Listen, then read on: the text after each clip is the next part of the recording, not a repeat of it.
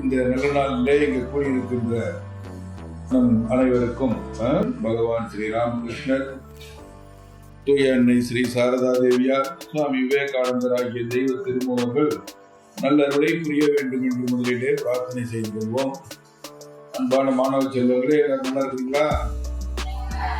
சந்தோஷம். நல்லா படிச்சுட்டு இருக்கீங்களா? 4 டியூஷன் சென்டர்ல இருந்து இங்க மாதிரி 200 பேர் மாணவர்களா வந்துருக்கீங்க. எவ்வளவு பார்க்கவே ஒரு ஆனந்தமா சந்தோஷமா இருக்கு. உங்களுக்கு அப்படி இருந்துல்ல? இந்த சின்ன வயசுல நல்லா உங்களை எல்லாம் பார்த்து ஒரு உற்சாகமா இருக்கு.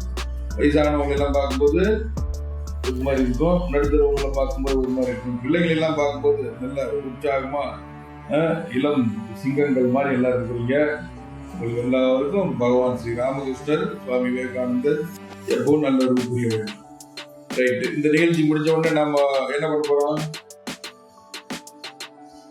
முடிஞ்ச உடனே அடுத்த நிகழ்ச்சி எது? சத்தமா சொல்லுங்க.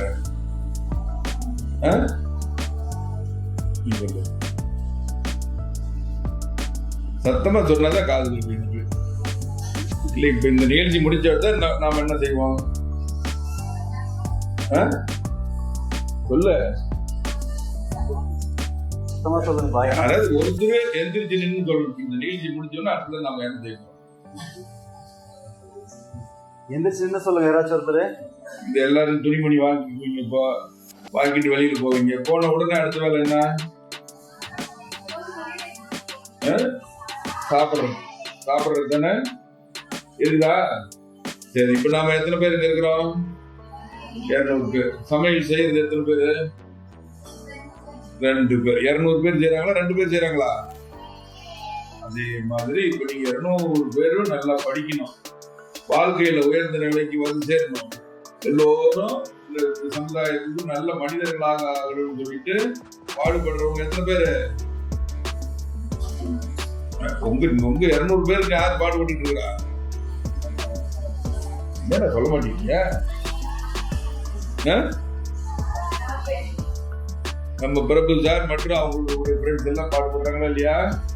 ஆமா, அவங்க ஒரு 4-5 பேர் பாடுபடும். நீங்க இத்தனை பேருக்கு நன்மை நடக்கணும். புரிஞ்சுதா?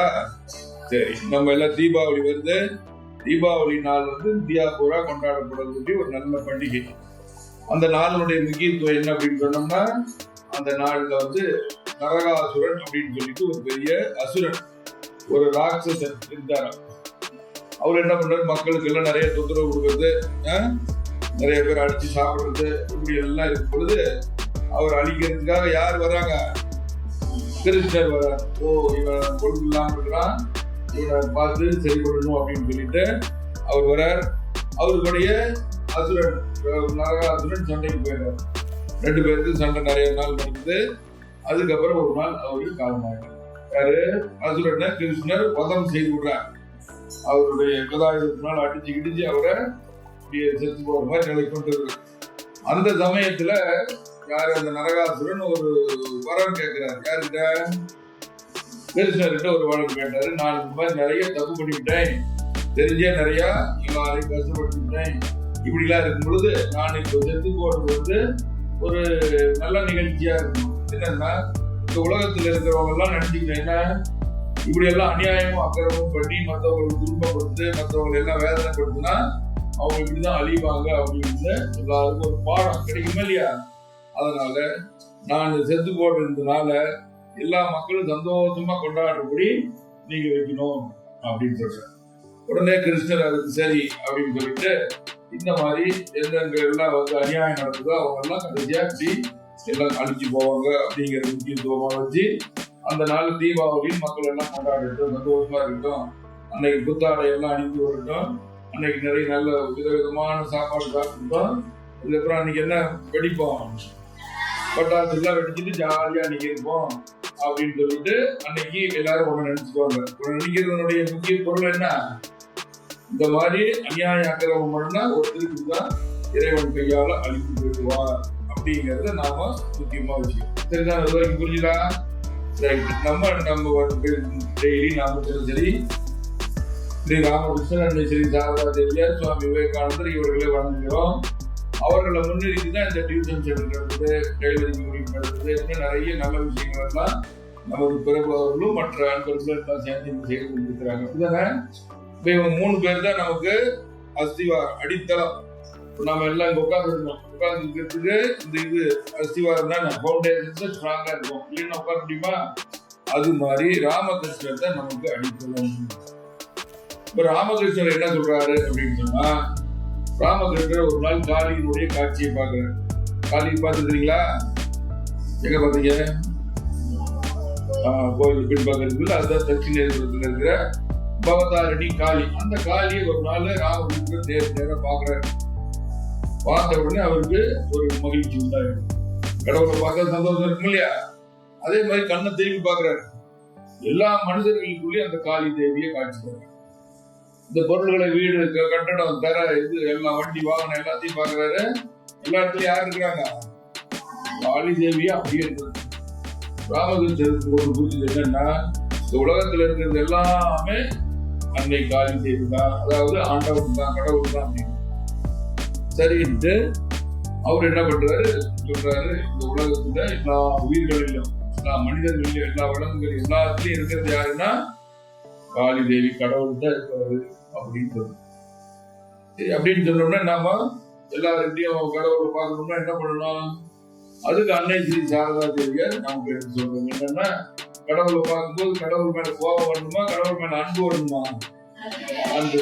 அன்னை சாரதா தேவியார் நமக்குள்ள என்ன சொல்றாங்க, ஒவ்வொரு உயிர்களையும் கடவுள் இருக்கிறாரு அப்படின்னு நீங்க தெரிஞ்சுக்கிட்டீங்கன்னா அவங்க மேல என்ன பண்ணணும்னாமா அன்பு செலுத்தணும், அவங்க எல்லாரையும் நேசிக்கணும், எல்லார் மேலையும் அன்போடு இருக்கணும் அப்படின்ட்டு யார் சொல்றா?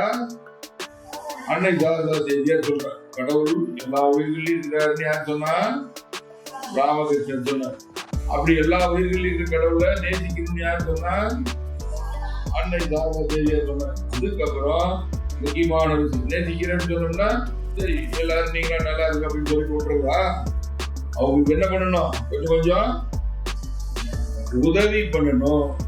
நமக்கு தெரிஞ்சவர் கஷ்டப்பட்டு இருக்கிறாரு, சரி அவர் கஷ்டப்படுறாரு, நல்லா இருக்கு அப்படின்னு போட்டுருக்கா. என்ன பண்ணணும்னாமா, நம்மால் ஆன உதவி, நிறைய உதவி பண்ண முடியல, கொஞ்சம் கொஞ்சமான உதவி செய்யணும் இல்லையா? அதான் சுவாமி விவேகானந்தர் சொல்றார், எல்லா உயிர்களிலையும் இறைவன் இருக்கிறார் உண்மை, எல்லா உயிர்களையும் நாம நேசிக்க வேண்டும் அப்படிங்கிறது உண்மை. ஆகவே எல்லா உயிர்களையும் நேசிச்சா நம்ம என்ன செய்யணும்னா அவங்களுக்கு சிறிது சேவை செய்ய வேண்டும். யாரு கஷ்டப்படுறாங்களோ அவர்களுக்கு எல்லாம் கொஞ்சம் கொஞ்சம் சேவை செய்ய வேண்டும். அந்த வகையில இந்த 3 பேருடைய கருத்துக்களை மனதில் வைத்துதான் இந்த ராமகிருஷ்ண சேவாசம் புரிமன் கல்வியில நமது அன்புக்குரிய சகோதரர் பிரபு மற்றும் அவருடைய நண்பர்கள் எல்லாம் சேர்ந்து இந்த இடத்தை உருவாக்கி இங்க இருந்து கஷ்டப்படுறவங்களுக்கு எல்லாம் சேவை செய்ய வேணும் என்று செய்யறாங்க. இப்ப நாம என்ன செய்யறோம்? முக்கியமா நம்ம கிராமங்களுக்கு நல்ல விதமான கல்வி வேணும். நல்ல கல்விங்கிறது நிறைய படிச்சு மார்க் வாங்குறது ஒன்று, அதோட சமயம் நல்ல குணங்களை எல்லாம் வளர்க்கணுமா இல்லையா? நிறைய படிச்சுட்டு நம்ம கெட்டவனா இருக்கலாமா? இப்ப நல்ல குணங்களை வளர்க்கணும்னா அதுக்கு பண்புகளை எல்லாம் கொடுக்கணும். இதை மையமா வச்சு நம்ம டியூஷன் சென்டர் 4 இடங்கள் நடத்துறாரு. நீங்க எல்லாம் படிச்சுருக்கீங்க. அதே போல நம்ம கொஞ்சம் வசதி குறைவான பெண்மணிகள்ல கொஞ்சம் தையல் கிளாஸ் கத்துக்கிட்டு அதன் மூலம் சிறு வருமானம் செய்யணும். தையல் கிளாஸ் நடத்திட்டு இப்படி அவரால் முடிந்த தொழில்களும் செய்யணுமா இல்லையா?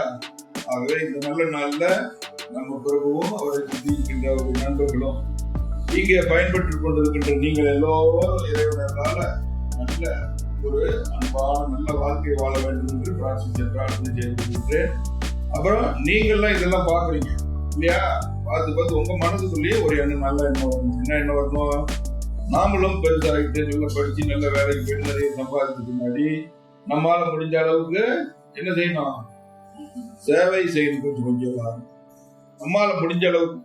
நம்மளால 1000 பேருக்கு சேவை பண்ண முடியும், ஆனா 5 பேருக்கு சேவை பண்ணலாம் இல்லையா? சேவைன்னா யாராவது கஷ்டப்படுறாங்க துணிமணி வாங்கி கொடுக்குறது, யாராவது கஷ்டப்படுறாங்க கொஞ்சம் ஒரு 2-3 நோட்டு புக் வாங்கி கொடுக்குறது, யாராவது வயசானவங்க கஷ்டப்படுறாங்க ஒரு புடவை ஒரு வேஷ்டி வாங்கி கொடுக்குறது, யாராவது பிச்சைக்காரங்க ரோட்ல கஷ்டப்படுறாங்க அவங்களுக்கு ஒரு நேரம் சாப்பாடு கொண்டு போய் கொடுக்குறது.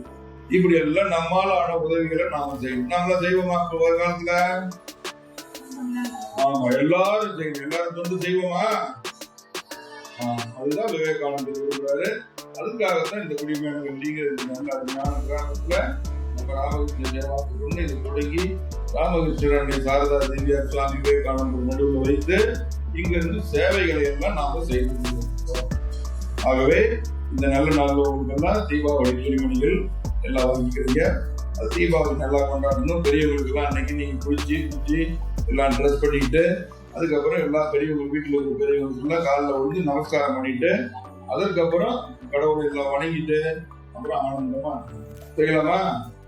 உங்க எல்லோருக்கும் அன்பான தம்பிகள் தம்பிகள் அனைவருக்கும் எனது இனிய தீபாவளி நல்வாழ்த்துக்கள். பகவான் ஸ்ரீ ராமகிருஷ்ண ஸ்ரீ அன்னை ஸ்ரீ சாரதா சுவாமி விவேகானந்தர் உங்களுக்கு நல்ல அருளை புரிய வேண்டும். உங்களுடைய வாழ்க்கையில் எல்லா நன்மைகளையும் நலன்களையும் வளங்களையும் தர வேண்டும் என்று பிரார்த்திக்கிறேன். அனைவருக்கும் எனது அன்பும் நல்வாழ்த்துக்களும். ஜெய் ஸ்ரீராமகிருஷ்ணா.